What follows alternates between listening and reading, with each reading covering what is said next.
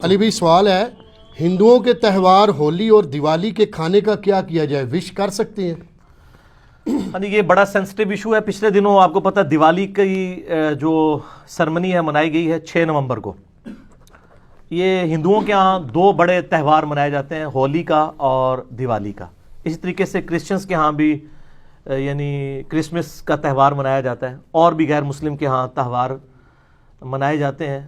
اور خصوصاً جو لوگ دوسرے ملکوں کے اندر مقیم ہیں، ہمارے یورپ میں، امریکہ کے اندر، ان لوگوں کو زیادہ تر یہ ایشو ہوتا ہے کہ اب ظاہر ہے کہ وہ ایک ہی آفس میں کچھ ہندو کام کر رہے ہیں، کچھ کرسچنز کر رہے ہیں، کچھ مسلمز ہیں، وہ عید بھی وش کرتے ہیں، تو مسلمان اس وقت تو خیر و مبارک بڑے شوق سے لے لیتے ہیں، اور جب کرسمس کی یا ہولی یا دیوالی کی باری آتی ہے اس وقت پھر ہمیں ہی میز کر رہے ہوتے ہیں کہ جناب کیا کیا جائے۔ تو یہ اب اصولی بات اس حوالے سے سمجھ لیں۔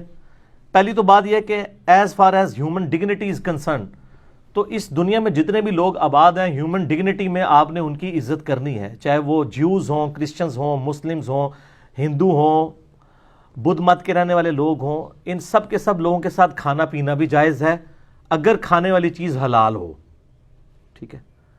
ایک پلیٹ میں بھی آپ کھا سکتے ہیں، کوئی اسلام کے اندر اس کی ممانعت نہیں ہے۔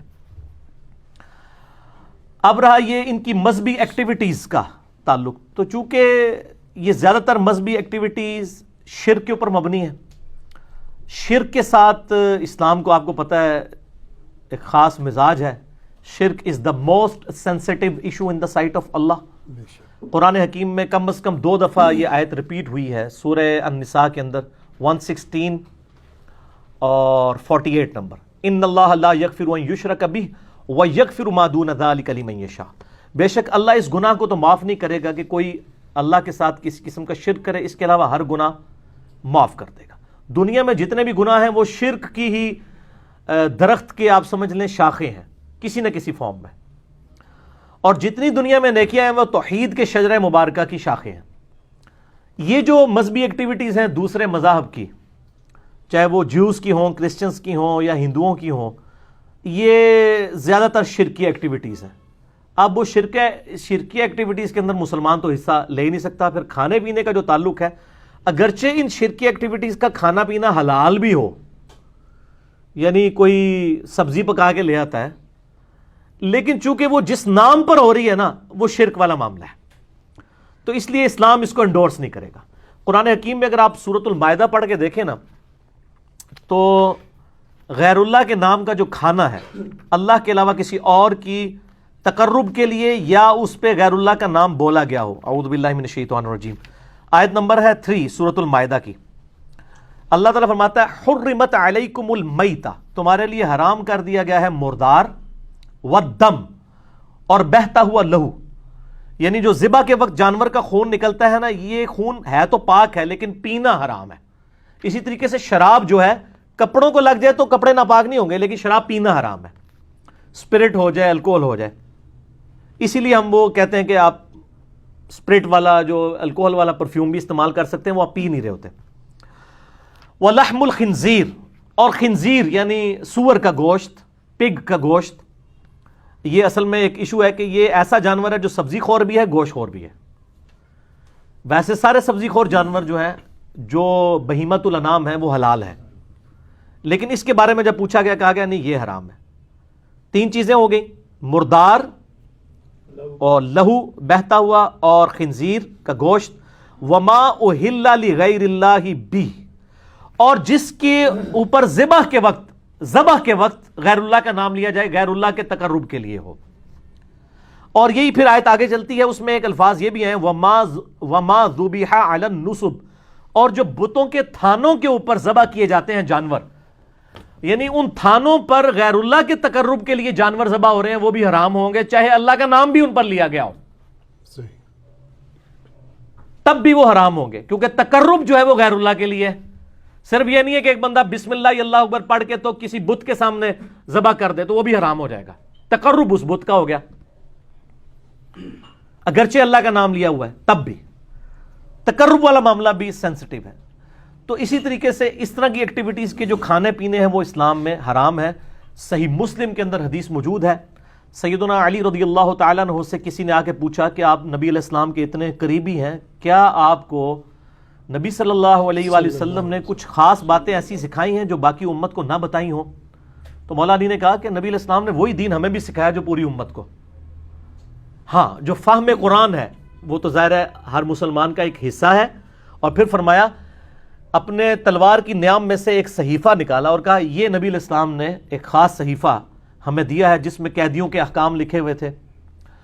اگر کوئی مسلمان کو قتل کر دے اس کی کیا سزا ہے. ظاہر ہے نبی علیہ السلام کے بہاف پہ جنگ جمل صفین نہروان لڑنی تھی مولا علی نے، تو حضور نے ان کو بتا دیا کہ ان کے قیدیوں کے ساتھ تم نے کیا سلوک کرنا ہے. اور اس میں یہ عبارت بھی لکھی ہوئی تھی جو مدینے میں بدعت کو جاری کرے اس پہ اللہ کی لعنت، اللہ کے فرشتوں کی لعنت اور تمام لعنت کرنے والوں کی لعنت. یہ حدیث بخاری میں بھی ہے، لیکن مسلم والے طریق میں ایک اضافی ورڈ بھی ہے. وہ الفاظ یہ ہیں کہ جو غیر اللہ کے لیے ذبح کرے اس پہ اللہ کی لعنت. تو یہ جو ایکٹیویٹیز ہو رہی ہوتی ہیں، اب کرسمس کے اوپر ان کا عقیدہ ہے خدا نے بیٹا جنا، ہمارے نزدیک یہ شرک ہے. اب اس کے اوپر جو کھانا آئے گا وہ حلال بھی آ رہا ہوگا تو تقرب کسی اور کا ہوگا، اس لیے اس سے بچنا ہوگا. اور آپ لوگوں کو ایجوکیٹ کریں، ان سے نفرت نہ کریں، ان کو بتائیں کہ بھئی ہم گاڈ اورینٹڈ ہیں، آپ کی کتابوں میں بھی شرک حرام ہے، ہم ان ایکٹیویٹیز کو اس لیے سپورٹ نہیں کرتے کہ اس میں شرک ہے. اگر آپ شرک چھوڑ دیں اور شرک کے بغیر آپ کرسمس کے بارے میں کوئی صحیح عقیدہ رکھ لیں، حضرت عیسیٰ علیہ السلام کی پیدائش کے دن کو ایک انسان کی پیدائش کا دن سمجھیں، تو اس پہ آپ ہمیں کوئی لنگر بھی لا کے دے دیں اللہ کے نام کا، ہم کھا لیں گے، کوئی مسئلہ نہیں ہے، ہمیں کوئی چڑ نہیں ہے. ہندوؤں میں بھی اگر آپ دیکھیں جو آریہ سماج کے لوگ ہیں، یعنی وہ تو بالکل یعنی اورینٹڈ ون گاڈ کے گرد ہیں. وہ تو یعنی ان کی کتابوں میں بھی خدا کا اسٹیچو بنانا، بت بنانا، تصویر بنانا حرام ہے. اور ڈاکٹر ذاکر نائک نے پوری ویڈیو ریکارڈ کرائی ہے نا، سملیرٹیز بٹوین ہندوازم اینڈ اسلام، اردو میں بھی ہے اور انگلش میں بھی. آپ دیکھیں کہ ان کی کتابوں میں کس طرح کی توحید موجود ہے. تو ہندوؤں نے اگر اپنی توحید چھوڑ دی اور شرک اڈاپٹ کر لیے تو ان کو بتایا جائے بھئی آپ کی کتابوں میں تو یہ توحید لکھی ہے، ہم تو آپ کی کتابوں کی توحید کی وجہ سے آپ کے اس کھانے سے وائڈ کر رہے ہیں. یہ جواب دیں، قرآن سے بعد میں دیں. تعالوا الی کلمۃ سواء بیننا وبینکم، آؤ اس بات پہ اکٹھے ہو جائیں جو تم میں اور ہم میں کامن ہے. سورہ آل عمران آیت نمبر 64. تو ہندوؤں کو ان کی کتابوں کا ریفرنس دیں، عیسائیوں کو ان کی کتابوں کا. ایک اور لیکچر دیا ڈاکٹر ذاکر نائک نے، سملیرٹیز بٹوین کرسچینٹی اینڈ اسلام، اردو میں بھی ہے انگلش میں بھی. اس میں انہوں نے بتایا کہ اس میں بھی سور کا گوشت حرام ہے، شراب حرام ہے، یہ چیزیں ان کو بتائیں. تو انشاءاللہ تعالی لوگ حق بات قبول کریں گے. آپ بتانے کا سٹائل آپ کا ٹھیک ہونا چاہیے. اور یہ جو میں نے دعویٰ کیا نا کہ اگر اللہ کے نام کی بھی آپ ذبح کریں گے، یہ لفظ ذبح ہوتا ہے زبر کے ساتھ، ویسے ہم ذبح بھی اردو میں چل جاتا ہے کیونکہ مولوی غلطیاں نکالتے ہیں، اس لیے میں زبر زیر کا بھی بتاتا ہوں. آپ اللہ کے نام کا بھی اگر ذبح کریں گے کسی تھام کے اوپر جا کے تب بھی حرام ہوگا. کسی مزار کے اوپر جا کے، چاہے وہ بابا گرو نانک کا مزار ہو یا کسی مسلمان کا مزار ہو، وہ حرام ہو جائے گا کیونکہ یہ نبی الاسلام کی مخالفت میں ہے. صحیح مسلم میں حدیث ہے، میں تمہیں منع کرتا ہوں قبروں پر عمارتیں بنانے سے، قبروں کو پکا کرنے پہ اور ان پہ بیٹھنے سے. لائیو بیٹھنا بھی حرام ہے، مجاور بن کے بھی بیٹھنا. جو نبی علیہ السلام کی مخالفت پہ چیزیں بنی ہیں ان تھانوں کے اوپر، چاہے وہ ہندوؤں کے ہوں، سکھوں کے ہوں یا مسلمانوں کے ہوں، وہاں پہ اللہ کے نام کا ذبیحہ بھی حرام ہوگا کھانا. اس کے ثبوت میں سنن نبی داؤد کے اندر ایک حدیث موجود ہے.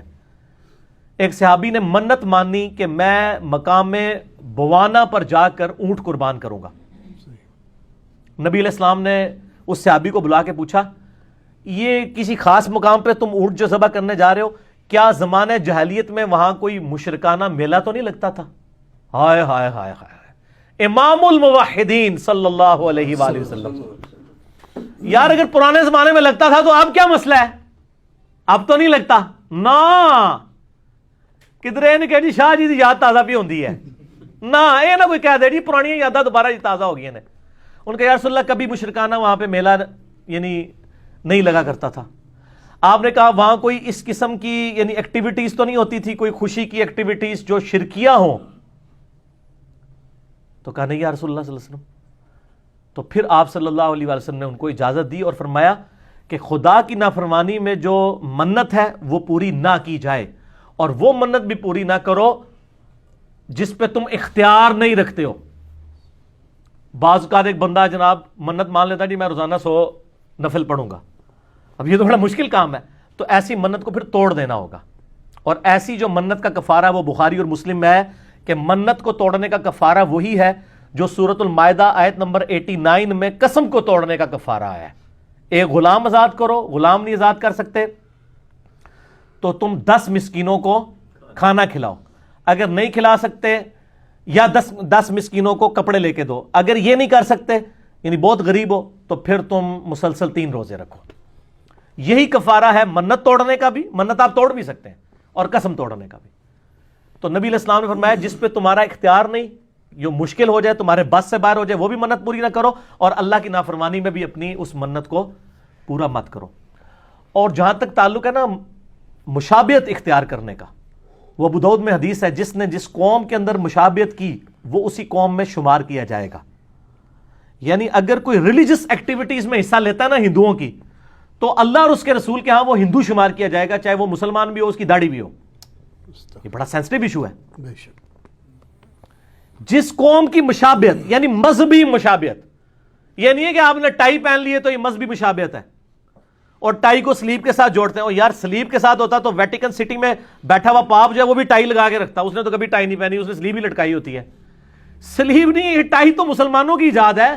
خلیفہ ہارون رشید کے دور کے اندر یعنی یہ معاملات چلے ہیں، یہ کوئی مذہبی ان کا سمبل نہیں ہے. آج ہندو بھی ٹائی پہنتا ہے، آج مسلمان بھی پہنتا ہے، سکھ بھی پہنتا ہے، عیسائی بھی. یہ مذہبی نہیں ہے. مذہبی مشابہت حرام ہے. تو وہ ٹائی پینٹ کوٹ کے اندر، پینٹ شرٹ کے اندر سارا وہ گھسا دیتے ہیں، کہتے ہیں یہ آپ ان میں سے اٹھائے جائیں گے.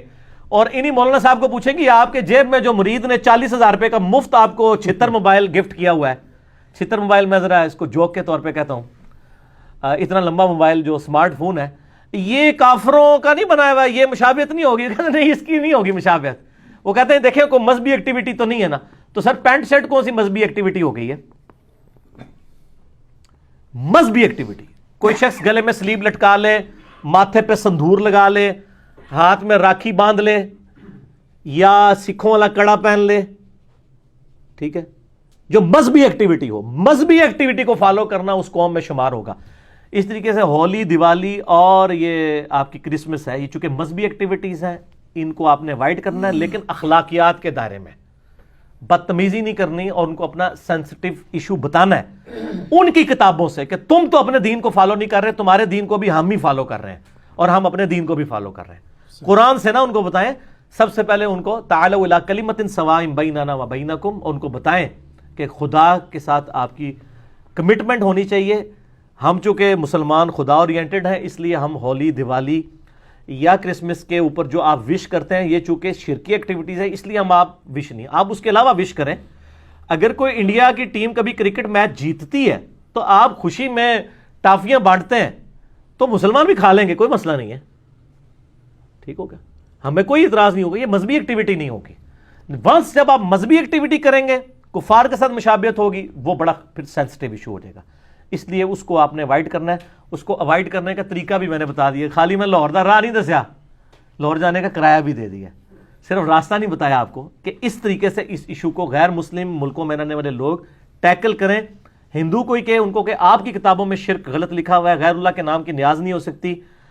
کرسچنس کو بھی بتائیں اور کہیں کہ یہ آپ اپنی کتابوں پہ نہیں چل رہے، دیکھو ہم مسلمان آپ کی کتابوں پہ آپ سے بڑھ کر چل رہے ہیں، آپ بھی ان چیزوں کو دیکھیں. ٹھیک ہوگا؟ ٹھیک.